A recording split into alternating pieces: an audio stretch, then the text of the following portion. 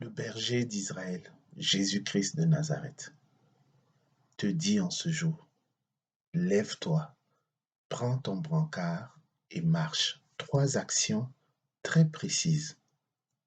Trois actions. Il ne s'agit pas de s'installer dans la passivité.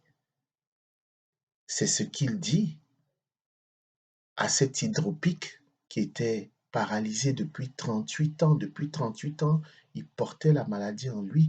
La maladie l'a rendu paralysé, la maladie l'a rendu passif, la maladie l'a plongé dans un état de passivité parce qu'il était là au bord de la piscine et la légende disait que chaque fois un ange descendait dans la piscine, remuait l'eau et ceux qui étaient les premiers, celui qui était le premier à descendre dans cette piscine au moment où l'ange descendait, était guéri. Alors Jésus lui demande, veux-tu être guéri? Et lui de répondre dans l'évangile que nous lisons en ce jour du mardi 16 mars 2021, lui répond, Seigneur, je n'ai personne pour me plonger dans la piscine au moment où l'eau bouillonne. Et pendant que j'y vais, un autre descend avant moi. Alors, à cela, Jésus dit, lève-toi, prends ton brancard et marche.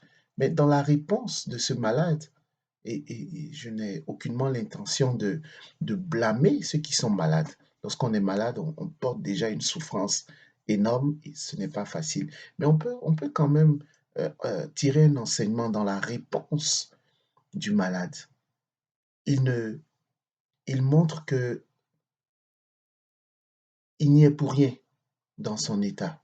Il n'y est pour rien. Il subit son état.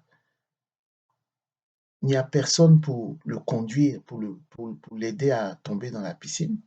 Mais même quand il y va, quand il essaie, il fait des efforts pour y aller, il y a quelqu'un d'autre qui le dévance. Il y a quelqu'un d'autre qui arrive avant lui. Mais au moins il essaie. Au moins il essaie de faire quelque chose. Et on a souvent, euh, par le passé, euh, stigmatisé cet hydropique en disant il compte sur les autres, il se plaint. Et moi-même je l'ai fait, je l'avoue. Mais il faut aussi comprendre que il a quand même posé un acte. Il essaie d'y aller. Il le dit dans l'évangile, on le lit. Je vais le lire encore. Je n'ai personne pour me plonger dans la piscine au moment où l'eau bouillonne, et pendant que j'y vais, un autre descend avant moi.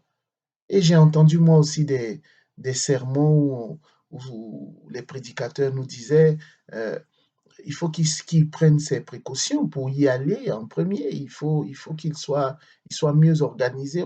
Mais nous ne devons pas blâmer ceux qui sont malades. La maladie est déjà une souffrance énorme à supporter que nous ne devions rien rajouter à cette souffrance. Et cet hydropique, il fait l'effort d'y aller.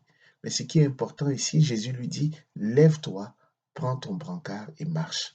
Ton brancard, c'est peut-être l'état de santé dans lequel tu es. Mais ton brancard, c'est peut-être simplement une situation sociale, une situation de couple, une situation sur ton lieu de travail que tu ne supportes plus. C'est l'inacceptable de ta vie. C'est la souffrance que tu continues de subir et que tu aimerais voir cesser ou transformer. C'est face à cette situation-là que Jésus te dit, lève-toi, prends ton brancard et marche. C'est cela, bien-aimés frères et sœurs. Se lever, être debout, c'est la position de la résurrection. Alors, Jésus nous appelle à la vie. Jésus t'appelle ce matin à ne pas demeurer dans la passivité, à ne pas demeurer dans la dépression, à ne pas demeurer dans l'abattement. C'est cela aussi ta situation, ton brancard, c'est peut-être que tu es abattu, tu es dépressif, tu es découragé. Jésus t'invite, il te dit, lève-toi.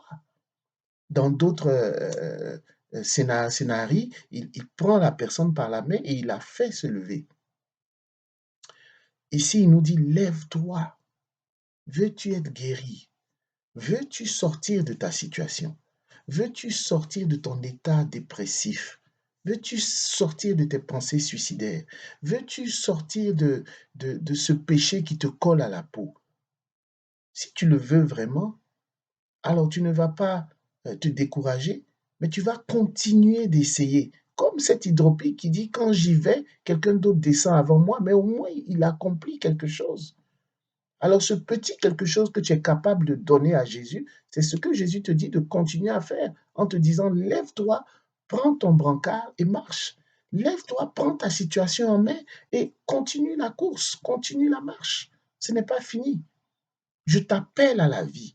Je t'appelle à sortir de ton isolement. Je t'appelle à sortir de ta situation dépressive, de ta situation oppressive, de ta situation d'abattement. Jésus te dit ça aujourd'hui. Lève-toi, prends ton brancard et marche.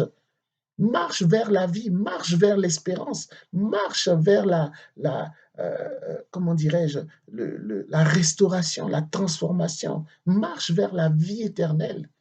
Ne reste pas dans un état de mort, ne reste pas dans un état de, euh, euh, comme si on était dans le séjour des morts. Lève-toi, c'est la résurrection. Lève-toi, prends ton brancard et marche. Oui, ta situation, tu l'assumes, mais cette situation ne va pas te tuer. Cette situation ne va pas te conduire à la mort. Lève-toi, prends ton brancard et marche. Que la paix et la grâce de notre Seigneur soient ton partage. Au nom du Père et du Fils et du Saint-Esprit, ainsi soit-il.